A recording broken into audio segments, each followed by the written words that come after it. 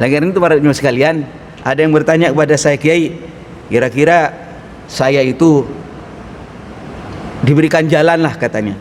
Jalan apa? Jalan keluar dari persoalan ini, dari apa, agar saya itu bersih dari dosa, tidak dengan cara dikasih ujian lah.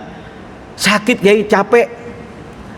Ini masalah penyakit, masalah ekonomi, utang banyak, persoalan hidup, ya menumpuk pakai. Jangan pakai cara itulah Pak Kiai. Capek saya. Kalau Allah sayang, jangan pakai cara itu. Cara yang lain sajalah. Ya ada sih cara yang lain. Apa caranya? Tidak dengan persoalan ekonomi, persoalan kehidupan yang ruwet. Bukan itu cara kita membersihkan diri. Tapi ini istighfar. Apa? Istighfar. Astaghfirullahaladzim, astaghfirullahaladzim. Mohon maaf kepada Allah. Istighfar itu maksudnya mohon maaf. Ini mohon maaf kepada Allah. Kita ini hak, dosa kita ini ada kan ya hakullah, hubungannya dengan Allah. Ada juga hakul adami, hak yang berhubungan dengan manusia. Ada langkah-langkah yang konkret, ayo kita lakukan agar kita ini kesulitan-kesulitan, ruwet-ruwet ini hilang. Tidak dengan kesulitan, dosa-dosa kita ini bersih menghadap kepada Allah, tidak dengan kerutan dan kesulitan, tapi dengan cara yang lain. Saya katakan dengan cara istighfar.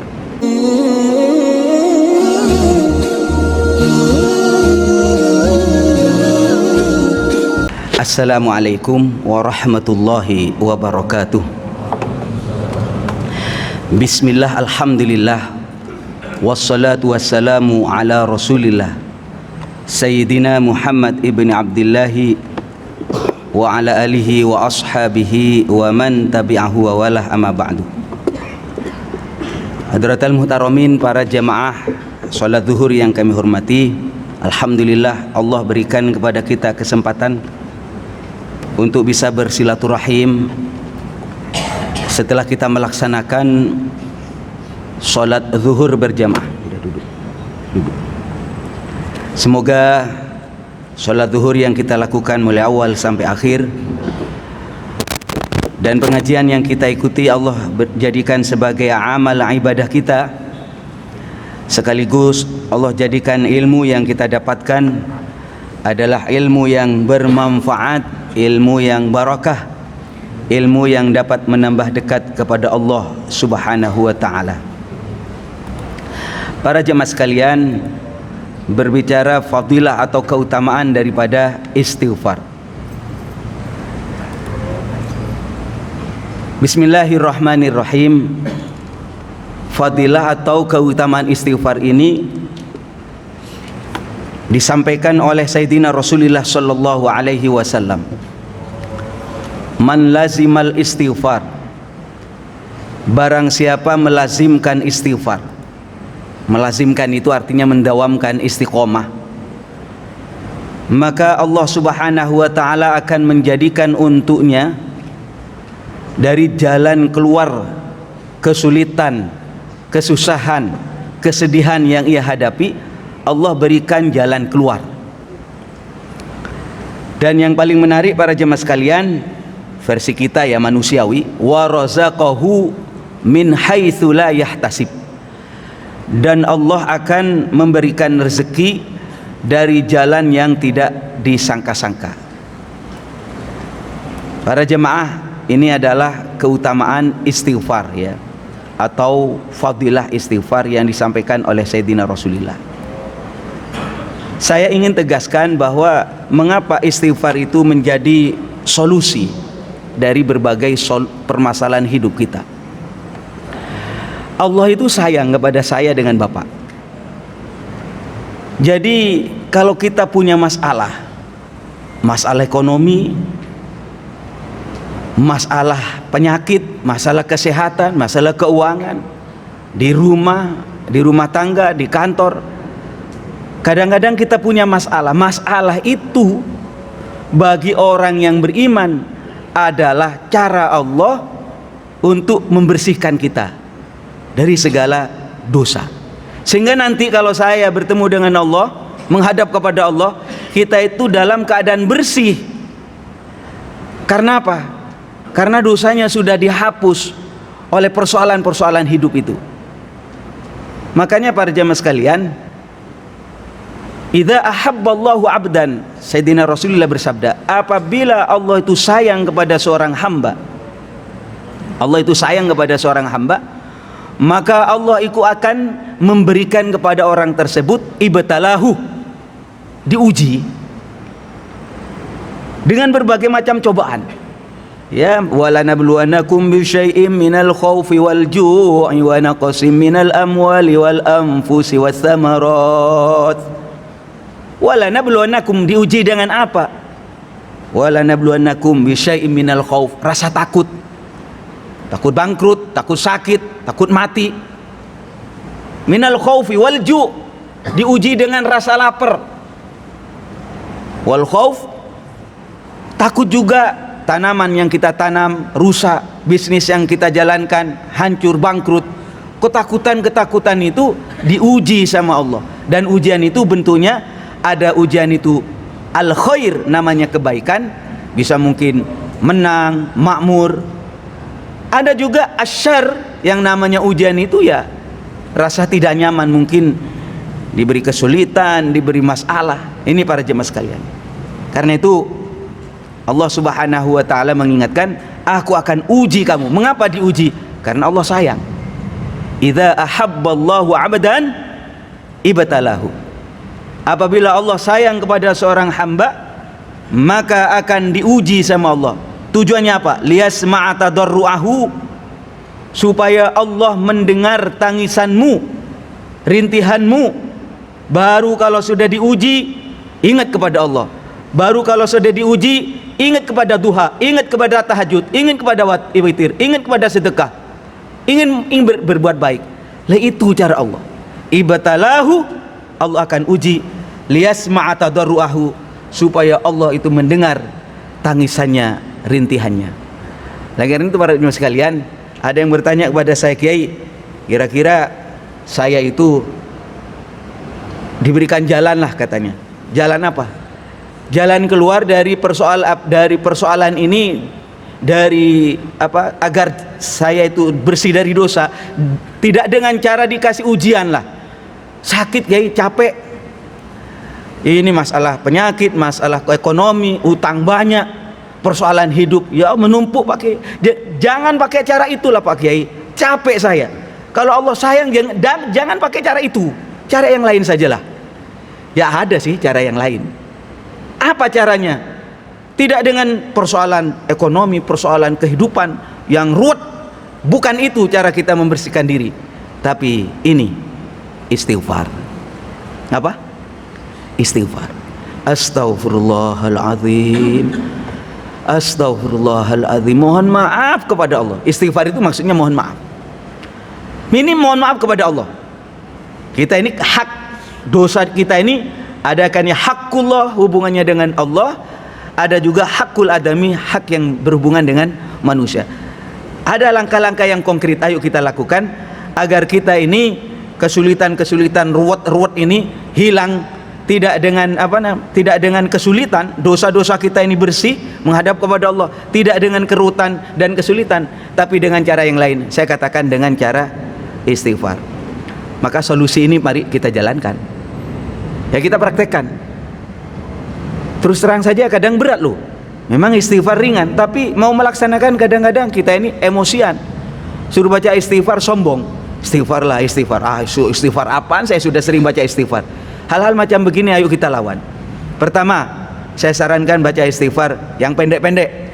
Astaghfirullahaladzim, astaghfirullahaladzim. Mohon maaf ya Allah, saya banyak dosa ya Allah. Boleh semacam itu. Ada istighfar misalnya dibaca oleh Nabi Adam. Apa yang dibaca? Rabbana zalamna anfusana wa illam taghfir lana wa tarhamna lanakunanna minal khasirin. Boleh. Rabbana, aku zalim ya Allah. Wahai Tuhanku zalim, saya banyak zalim, saya banyak dosa. Boleh. Ada juga misalnya istighfar yang dibaca oleh Nabi yang dimakan ikan hiu itu siapa? Nabi Yunus ya. Nabi Yunus. La ilaha illa anta subhanaka inni kuntu minadh dhalimin. Itu istighfarnya Nabi Yunus itu. Nabi Yunus di dalam kegelapan sudah, menurut akal tidak bakalan hidup dia. Ditelan ikan hiu, hidup begitu, ditelan mentah-mentah begitu. Gelap semacam itu, solusi seperti apa? Nabi Yunus kemudian mohon maaf kepada Allah atas segala khilaf, atas segala dosa. Walaupun saya dengan Bapak punya keyakinan sebagai penganut Islam ahli sunnah wal jamaah bahwa para nabi, para rasul itu maksum, terjaga dari dosa. Nggak mungkin Nabi Adam nggak berbuat dosa, Nabi Nuh nggak berbuat dosa, Nabi Muhammad apalagi, nggak ada dosa bagi mereka. Cuma mereka itu ngaku salah di hadapan Allah. La ilaha illa anta subhanaka inni kuntu minadh dhalimin. La ilaha illa anta, tidak ada Tuhan kecuali Engkau ya Allah. Subhanaka, maha suci ya Allah Engkau ya Allah. Inni kuntu minadh dhalimin, saya ini zalim. Nah ini, jadi coba bayangkan, Nabi Adam baca istighfar, Nabi Yunus baca istighfar. Lah ayo, saya dengan bapak-bapak yang ada di sini biasakan baca istighfar. Terserah ya, milih. Kalau saya baca istighfar ada sayyidul istighfar, artinya Allahumma anta rabbi la ilaha illa anta khalaqtani wa ana abduka wa ana ala ahdika wa wa'dika mastata'tu a'udzu bika min syarri ma sana'tu abu'u laka bi ni'matika alayya wa abu bi dzambi faghfirli fa innahu la yaghfiru dzunuba illa anta. Itu sayyidul istighfar, tuannya istighfar, ratunya istighfar itu. Carilah di buku-buku banyak. Ala kulli hal para jemaah sekalian, istighfar itu menganjurkan untuk apa? Ngaku salah. Kepada siapa? Kepada Allah dan kepada makhluknya Allah. Kalau hakullah tinggal istighfar saja. Bapak mohon maaf misalnya tarikus sholat, dosa besar, meninggalkan sholat, istighfar. Hak yang berhubungan dengan istighfar, cukup istighfar saja, nggak mengulangi lagi, kapok udah. Tapi kalau hakul adami, ya tolong ini selesaikan. Misalnya kita punya utang, ya bayar. Saya pernah menyakiti orang, ya minta maaf gitu. Orangnya sudah nggak ada, kiai, gimana? Saya mau bayar utang kemana? Orangnya nggak ketemu. Maka ada tradisi di sini, saya pernah mendengar ustadz-ustadz membaca istighfar, astaghfirullahaladzim, mohon maaf kepada Allah, li wali walidayya, untuk aku dan untuk kedua orang tuaku, wali ashabi huquqil wajibati alayya, dan kepada orang yang pernah aku sakiti, dia punya hak terhadap saya, maksudnya saya punya hak terhadap dia, kita pernah nyakiti karena punya utang dan sebagainya. Maka para jemaah sekalian, solusinya istighfar. Tapi saran saya kalau berkaitan dengan hakul adami, tolong sebelum ditagih di akhirat, ya ikhtiarkanlah, ya ikhtiarkan, usahakan agar sekiranya kita itu beramal atau taruh di masjid. Oh keluarganya nggak ada, anaknya nggak ada, terus bagaimana caranya? Saran saya ya sedekah gitu, sedekah. Selain sedekah ini memang jalan keluar untuk mendapatkan rezeki yang tidak disangka-sangka. Inilah para jemaah sekalian, fadilah dan keutamaan istighfar yang saya kemas dalam pengajian singkat ini. Mudah-mudahan bisa diamalkan dan dipraktekkan dalam kehidupan sehari-hari. Sekali lagi, saya ini punya pengalaman. Ada seorang ibu datang kepada saya, ngomel-ngomel, suaminya katanya sudah jadi bang toyib, nggak pernah pulang. 2 kali lebaran Pak Kiai nggak pulang, Kiai. Gimana ini Kiai? Saya bilang, ente itu yang disalahin suaminya tok, kata saya. Suaminya mulu. Kamu kenapa sih nggak ngaku salah? Karena dia yakin pada saya, dia minta nasihat, ya saya marah-marahin. Istighfar kenapa? Maksudnya gimana Kiai? Udah kamu jangan nyari salahnya suami orang, salah pasti orang manusia pasti banyak salah, apalagi suamimu katanya nggak pulang-pulang itu. Sekarang mulai kepada dirimu lah. Apa solusi Kiai? Baca istighfar. Ayo di depan saya. Akhirnya saya tuntun, istighfar ayo. Astaghfirullahaladzim, astaghfirullahaladzim. Saya paksakan dia baca istighfar. Kemudian saya bilang kepada dia, jangan cari masalah, jangan cari salah suami. Kalau cari salah, salah mulu. Coba istighfar, mohon kepada Allah agar dimaafkan salah kita. Ini para jemaah sekalian, solusi ini cepat Dan ini memang diajarkan oleh Sayyidina Rasulullah Sallallahu Alaihi Wasallam. Ini kita punya masalah, saya yakin saya punya masalah, Bapak punya masalah lah. Solusinya bagaimana Pak Kiai? Istighfar, mohon maaf kepada Allah. Dan ini memang diucapkan mudah, tetapi harus ada jihad yang besar untuk bisa melaksanakan dan melafadzkan. Demikian, mudah-mudahan pengajian yang singkat ada guna dan manfaatnya. Dan para jemaah sekalian, kalau hitungannya berapa kali, silakan bebas ya, silakan bebas. Jadi saya ulangi lagi, kadang orang itu istiqomah dengan istighfar, ada kalanya orang itu istiqomah dengan tasbih subhanallah, ada kalanya dengan Quran. Mohon maaf, jangan diotak-atik. Kadang ada yang usil, ini kamu kok baca Yasin mulu katanya, emang nggak ada Quran yang lain? Yasin. Ada temannya, kamu kok baca istighfar mulu, emang nggak ada yang lain? Istighfar mulu. Para jemaah sekalian, tradisi semacam ini sebenarnya dibenarkan ya, mohon maaf ya, saya harus tegaskan di sini. Orang istighfar ada, orang yang ahli tabarok ada, orang yang ahli waqiah ada. Karena memang tanawu'at ajnasul amal, macam-macam amalnya hambanya Allah itu memang macam-macam, beda-beda satu dengan yang. Coba tanya ke kiai, ustadz atau siapa saja, Bapak amalannya apa? Istighfar misalnya. Bapak amalannya Yasin. Saya maklumi karena di zaman Nabi juga ada orang model begini. Ada orang yang kalau sholat itu ustadz, itu hanya baca kulhu, Allahu Akbar, bismillahirrahmanirrahim, kul wallahu ahad, Allahu samad, lam yalid wa lam, zuhur kulhu, asar kulhu, isya kulhu, pokoknya kulhu.